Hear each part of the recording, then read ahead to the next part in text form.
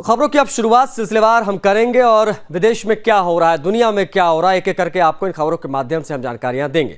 देखिए, चीन के विदेश मंत्री वांग यी ने 25 जनवरी को अमेरिका के नए विदेश मंत्री यानी मार्को रूबियो से फोन पर बात की और एक वाक्य कहा जिसका मोटे तौर पर मतलब है कायदे में रहो। जी हाँ, चीनी विदेश मंत्रालय के एक बयान के हवाले से बताया गया है कि वांग यी ने रूबियो से कहा है कि मुझे उम्मीद है कि आप इसी के अनुसार काम करेंगे। उन्होंने एक चीनी वाक्यांश का इस्तेमाल किया जिसे आमतौर पर एक शिक्षक या बॉस किसी छात्र या कर्मचारी को व्यवहार सुधारने के लिए करते हैं। देखिए, मार्को रूबियो को चीन का विरोधी माना जाता है। जब वो संसद में थे तब उन्होंने चीन के खिलाफ कई बार बयान दिए हैं। उन्होंने चीन के मानवाधिकार रिकॉर्ड पर सवाल उठाए हैं।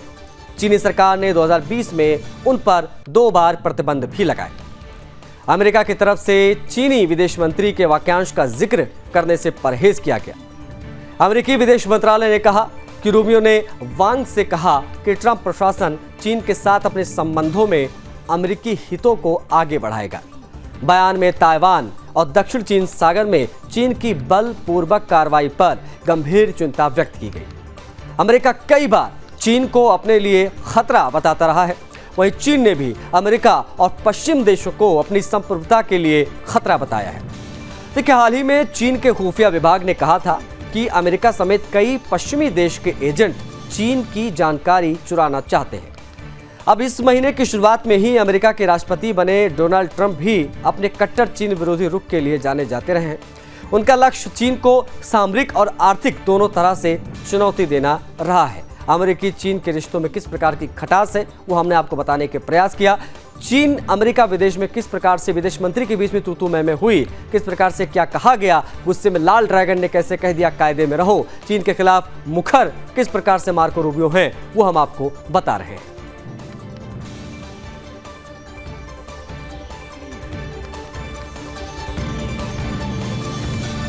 बढ़ेंगे आगे अगली खबर की तरफ। राष्ट्रपति डोनाल्ड ट्रंप की बात करेंगे। डोनाल्ड ट्रंप के प्रशासन ने पेंटागन को आदेश दिया है कि वो इजराइल को 2000 पाउंड के बम की आपूर्ति पर लगाई रोक को तत्काल हटा दे। अब इस बात की जानकारी व्हाइट हाउस के एक अधिकारी ने साझा की।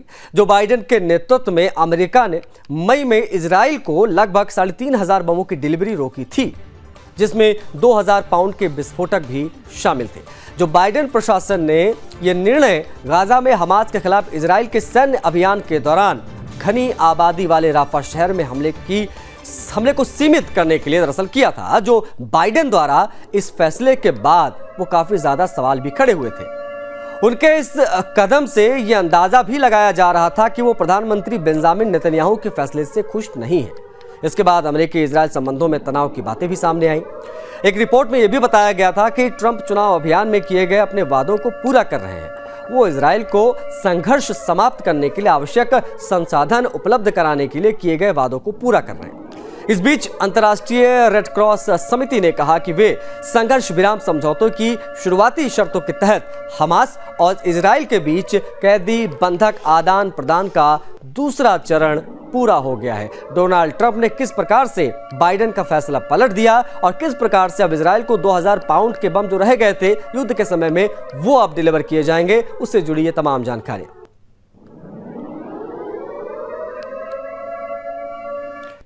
इजराइल हमास के बीच देखिए 42 दिनों का सीज फायर समझौता हुआ है।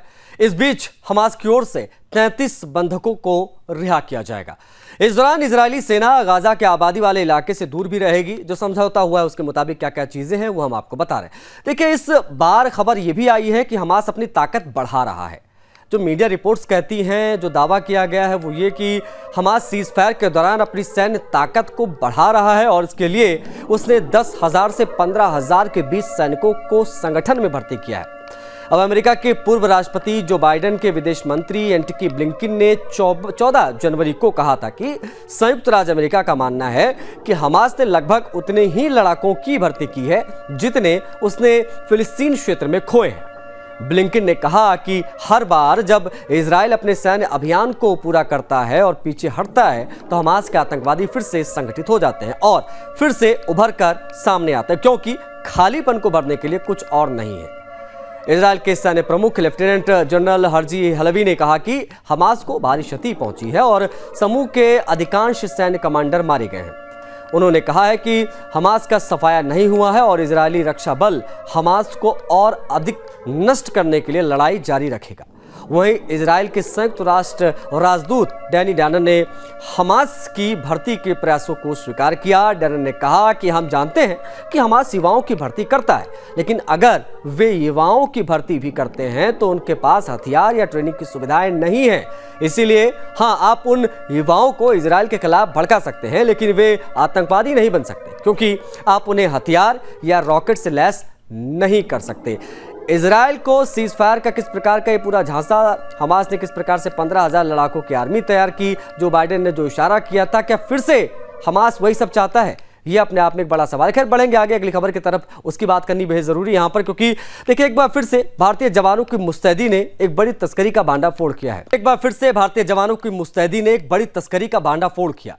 मामला पश्चिम बंगाल के भारत बांग्लादेश सीमा पर नदिया जिले का है, जहां नघाटा इलाके में बीएसएफ बंगाल फ्रंटियर की 32 बटालियन ने नशीले पदार्थ की तस्करी पर बड़ा और कड़ा प्रहार किया। देखिए, नशीले पदार्थ के खिलाफ बटालियन की तरफ से एक बड़ा अभियान चलाया गया।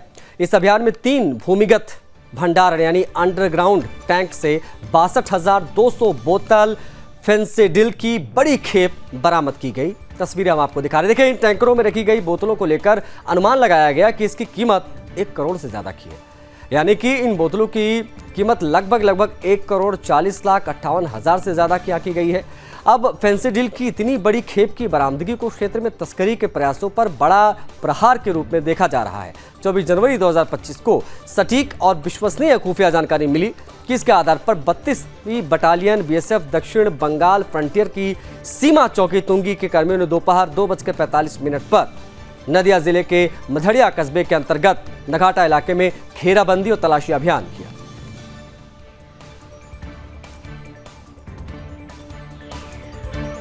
इसी के साथ वर्ल्ड वॉच में इतना ही। मुझे आज्ञा दीजिए। जय हिंद।